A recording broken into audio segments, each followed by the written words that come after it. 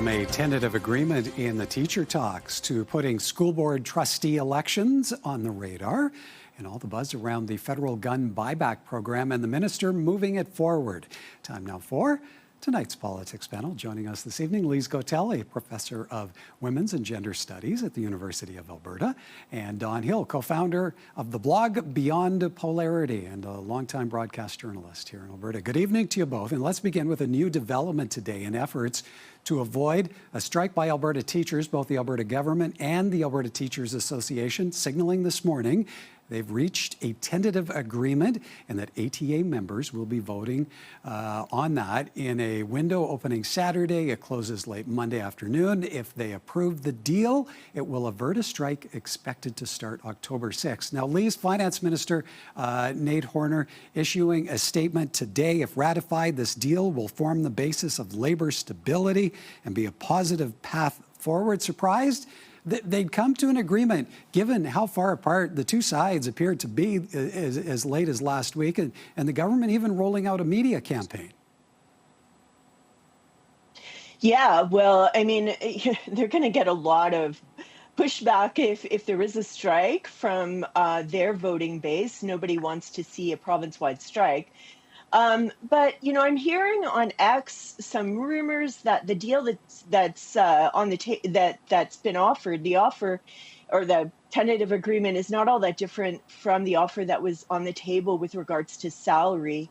And that likely means that compromises have been made in other areas like workload, supports, and class sizes. But, you know, the teachers were going into this contract negotiation from a significant position of strength with like 90% participating in the strike vote and a strike vote of 95%. So the agreement has to be pretty compelling, I think, to see these teachers agree, especially when over the 10-year period before these contract negotiations began, they had received only 5.9% in terms of salary.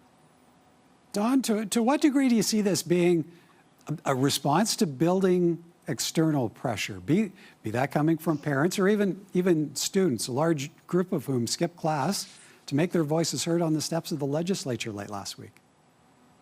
Yeah, so this is kind of intriguing. We've had a summer of discontent and the wildfires that are actually offering a lot of smoke and protection for what's really going on underneath the hood. Okay, let's just unpack some of the tentative deal right now. And I'm not trying to dodge the question, Michael. I'm just trying to amplify a few things. 3,000 new teachers are going to be hired. Well, the details on that is, yeah, that sounds like a good idea. We have all kinds of people, families coming into our province. We're the youngest province in the country. We're going to need some more positions, notably school teachers. But what it doesn't say is, might these be charter school teachers? We don't know about that. Teachers are teachers, right? Well, not in Alberta. We have a charter school system here that is unique in the country. It's also publicly supported, and it might be the future for all we know. So right now, there's more details missing from this agreement, and you're right. The government is rolling out a media campaign. That's interesting. Lise, how worrisome will it be if the teachers don't end up ratifying the deal in the weekend vote? Mm-hmm. Well, I mean, you know, all of a sudden, every working parent in this province is going to have a problem on their hands. So there will be enormous pushback, especially if, you know, the teachers reject the tentative deal that the ATA has agreed to. You know, I think the teachers are just really angry. It's a largely feminized workforce. And we've asked them over the past decade to bear the burden of, you know, the fiscal situation of the province. We've, in fact, sacrificed their interest on the altar of fiscal austerity. And I think that's a problem. Why should it be the teachers that are responsible for, you know, fully responsible for ensuring that we have a properly funded public education system? It is a public good. It's all of our responsibility. All right. Next up, we heard from former Edmonton Public School Board Chair Tricia Estabrooks off the top on the importance of next month's trustee elections for school boards. That's right across the province. Don, I'll go to you first this time. Do we as voters in municipal elections give the degree of attention that is warranted here where trustees are concerned? Now, this is really interesting because building off of what Lise just said, and thanks for that, Lise, is that, yeah, it is a public good, and a lot of people are starting to pay attention to something which used to be kind of a yawn, public trustee, what's that? Usually it was a springboard for candidates in the future who want to be mayor or perhaps a provincial politician or even federal. It was a place to start. But this time out, with all these parents, and at least you're absolutely correct about this, really concerned about what the future of public education is going to be, yeah, there just might be a singular focus on that, as well as what's going on elsewhere in our cities, notably Edmonton and Calgary, with regards to law and order. So I think these two things, public school trustees and the municipal election, will suddenly bump up the interest if indeed the teachers decide that they won't ratify that contract. Lise, given changing political dynamics, how consequential do you feel trustee elections are this time around? Well, I do think that they are consequential. I just want to respond to Don firstly, though. I just wanted to add that becoming a public school trustee has been a frequent entry point for women into politics, and that's important. But yes, we're seeing several issues that are angering people, including the policy around gender identification in sports and pronouns and so on, the book bans, and also the critical issue of provincial interference in the school boards that has really captured our attention. So it's likely that we are going to see far more interest. That on top of the efforts of, right-wing groups like Take Back Alberta to politicize these elections and to not, really center the public good of public education.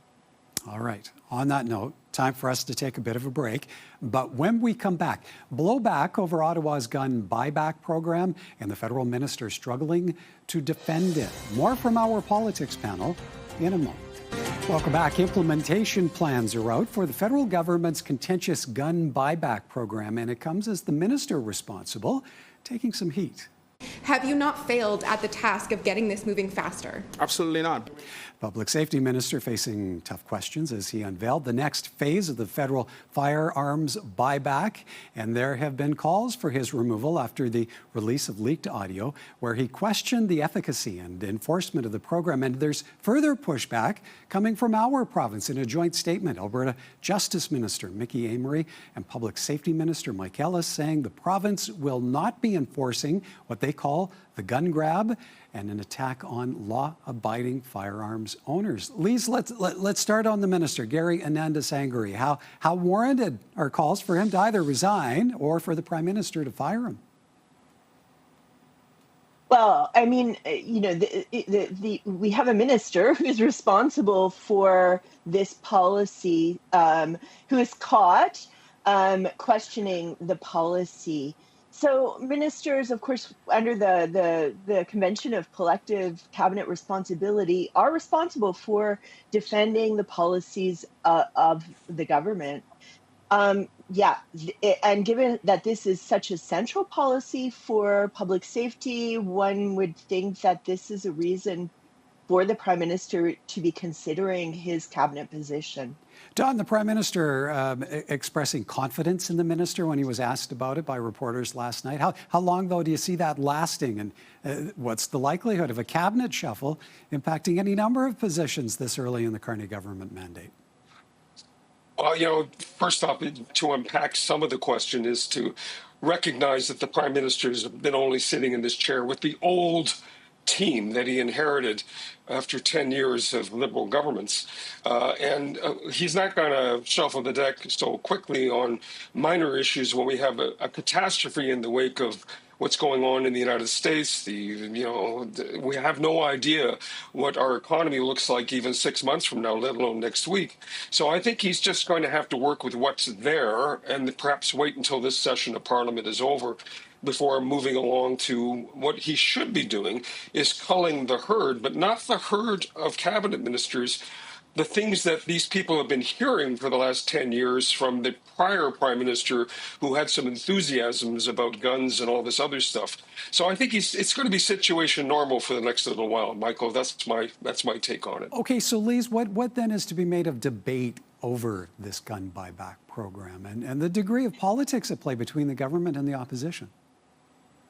Right. Well, I mean, I like full disclosure, I'm part of a feminist organization that was in favor of the gun law because, of course, guns are used in domestic violence. And in fact, the research by the Canadian Femicide Observatory shows that over a 5-year period, guns were responsible for more than 30% of deaths in domestic violence situations, and in rural areas, more than 40%.